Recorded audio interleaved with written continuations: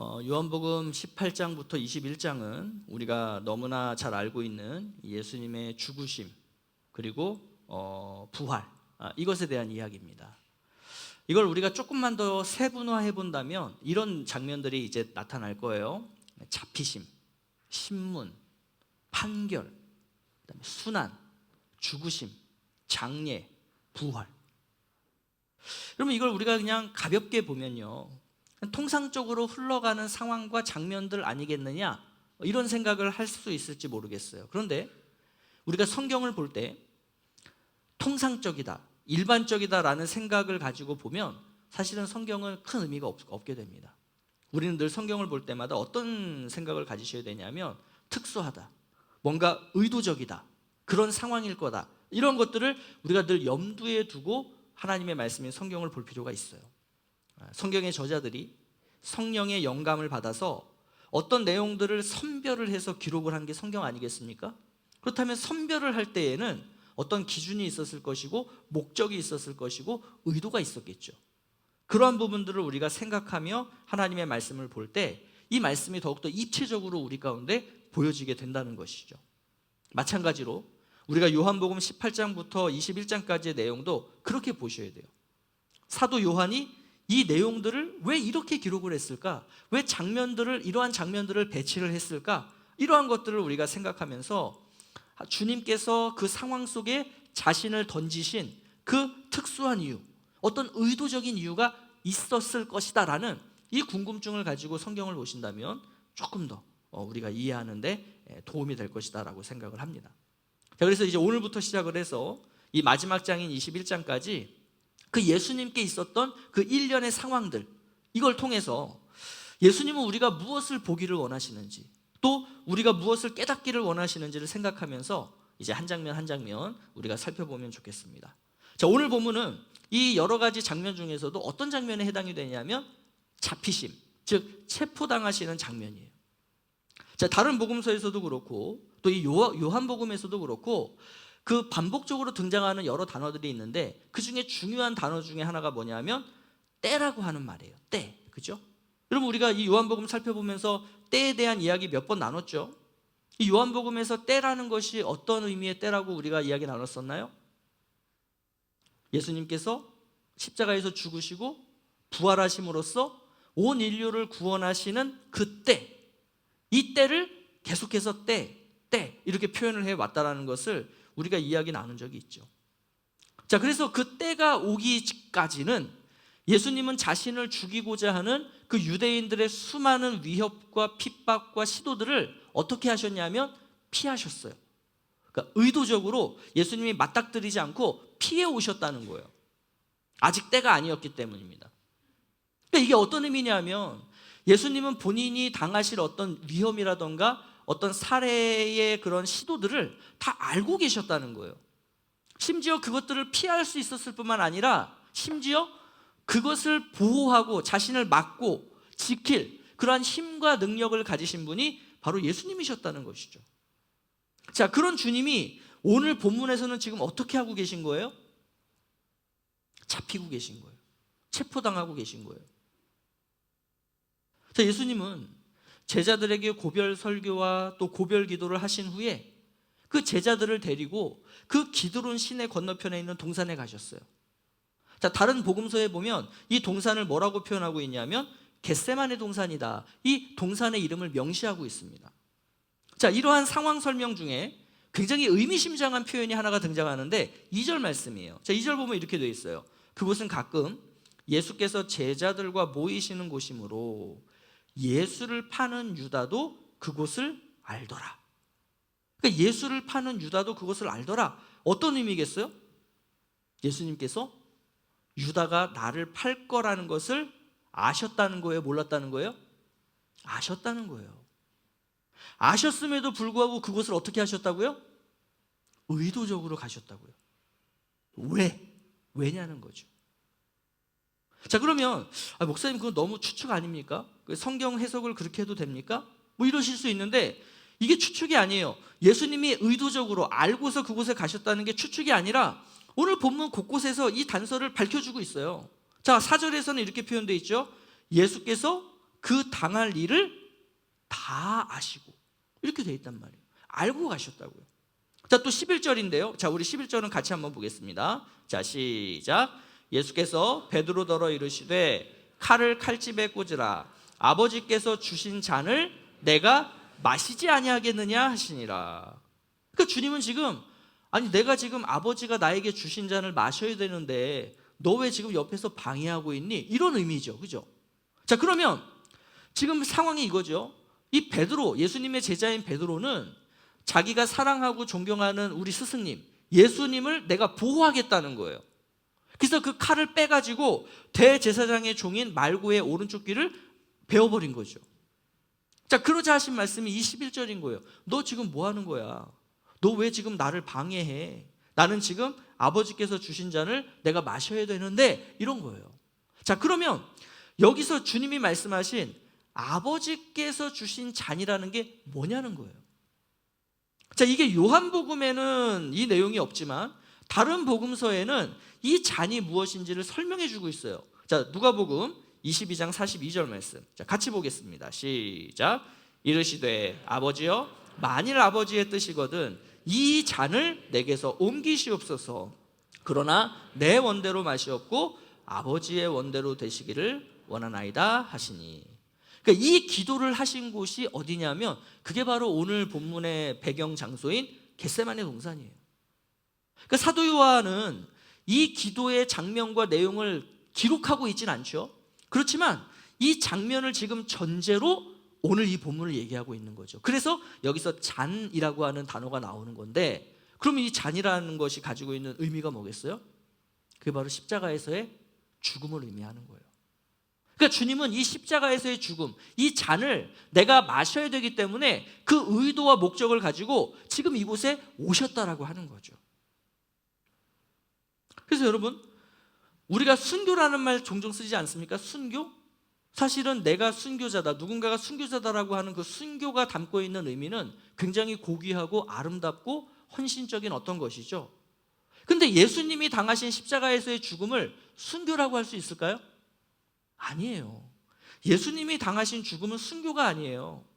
그냥 나는 죽으려고 했던 게 아닌데 복음을 전하다 보니 하나님의 나라를 내가 세워가다 보니 주님의 일을 하다 보니 어떻게 죽게 됐네. 이 죽게 되는 거 이건 순교예요.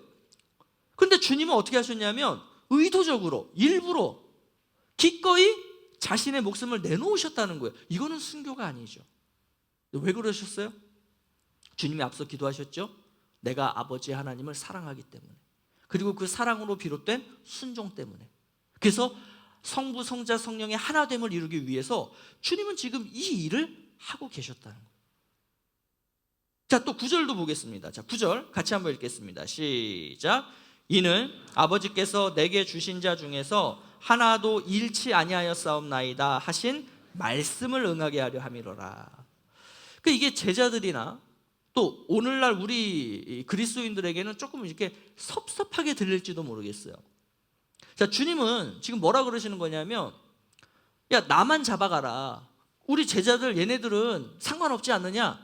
나만 잡아가. 지금 이거예요.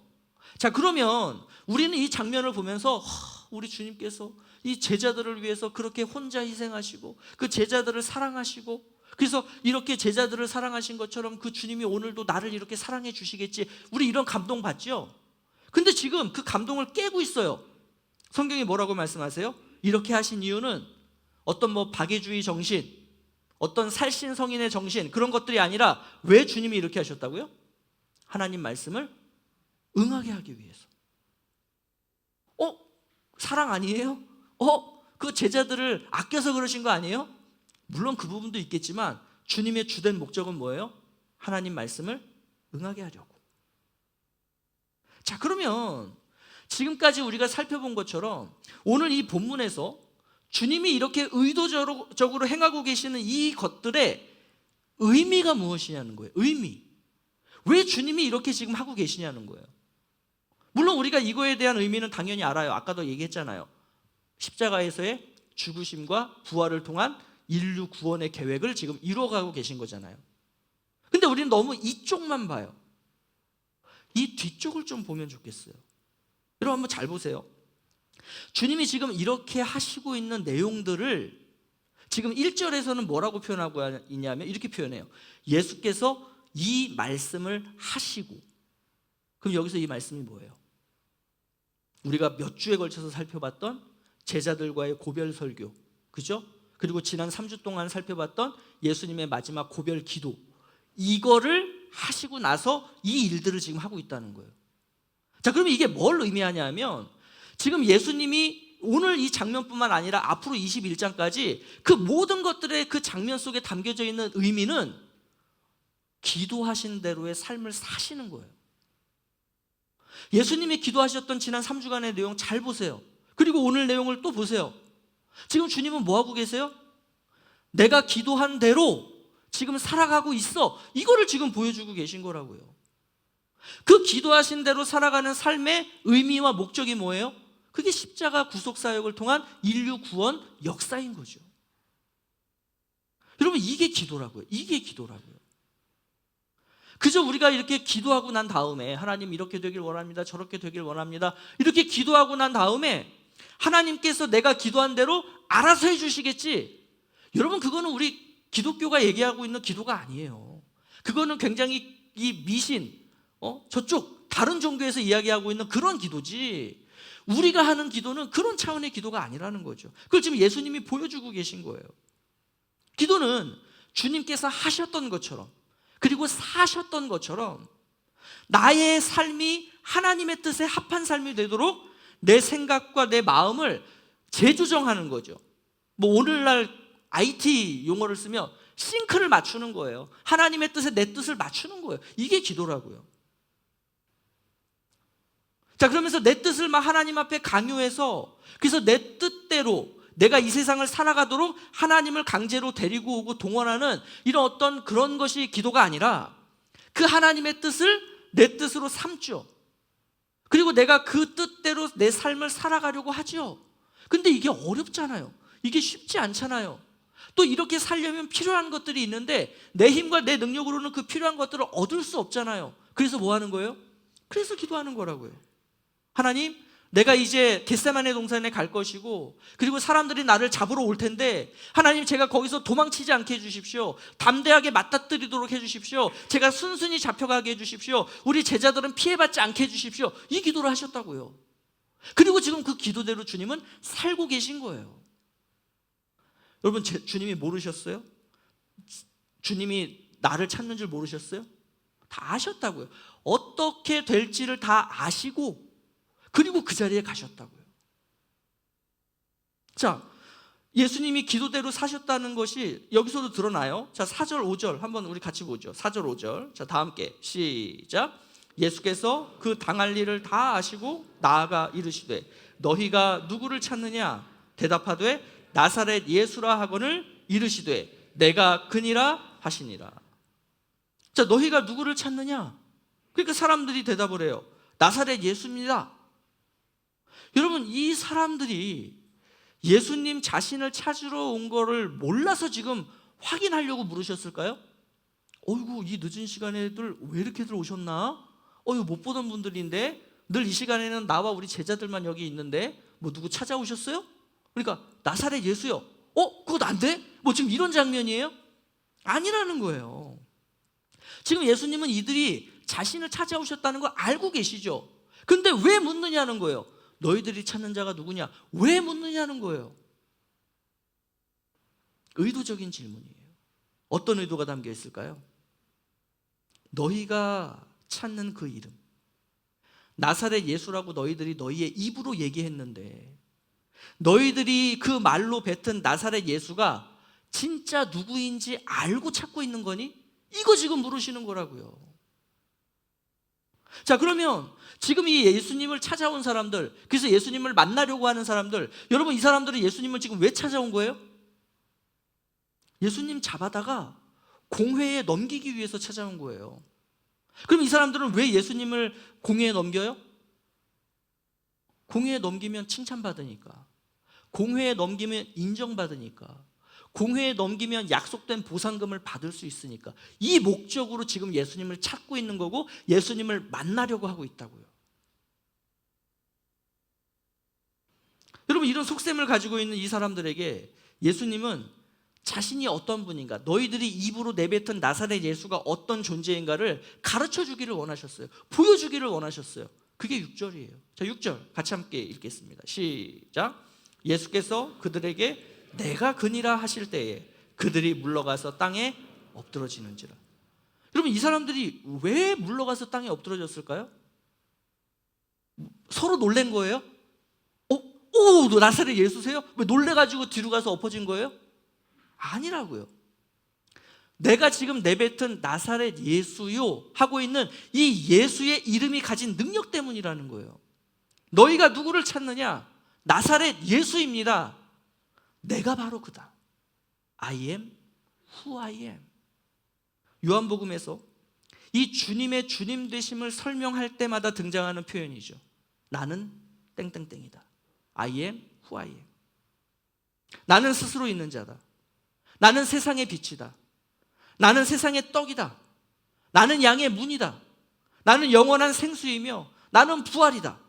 나는 길이요 진리요 생명이다 라고 하셨던 그 예수, 하나님과 동등하신 그분, 너희가 찾는 나사렛 예수, 그가 바로 나다라고 하실 때 그 이름이 가진 능력과 권세 앞에 사람들은 저절로 물러가서 땅에 엎드러질 수밖에 없는 이 놀라운 기적을 체험을 했다고요. 내가 막 의도한 게 아니에요. 내가 물러가서 엎드려야지 한 게 아니에요. 나도 모르게 그러한 모습들이 나를 통해서 나타났다고요. 그럼 여러분 어떻게 해야 되겠어요? 여러분이라면 그렇게 예수 잡으러 갔다가 그 예수의 이름을 들으면서 나에게 그런 일이 벌어졌을 때 어떻게 하셨겠어요? 근데 이 사람들은 어떻게 해요? 그거 아랑곳하지 않아요. 끝까지 예수 체포합니다. 그리고는 그 예수님을 공회에다 갖다 넘겨요. 왜 그랬냐고요? 이 세상이 주겠다고 한 칭찬, 이 세상이 약속하고 있는 인정, 이 세상이 약속하고 있는 그 금은 보화, 보상금, 이게 바로 예수를 찾았던 목적이었기 때문에 예수가 누구인가, 예수의 이름에 어떤 능력이 있는가 중요하지 않은 거예요. 설령 내가 그 기적을 경험하고 체험했다라고 하더라도 그게 나한테는 하나도 중요하지 않은 거예요. 뭐가 중요해요?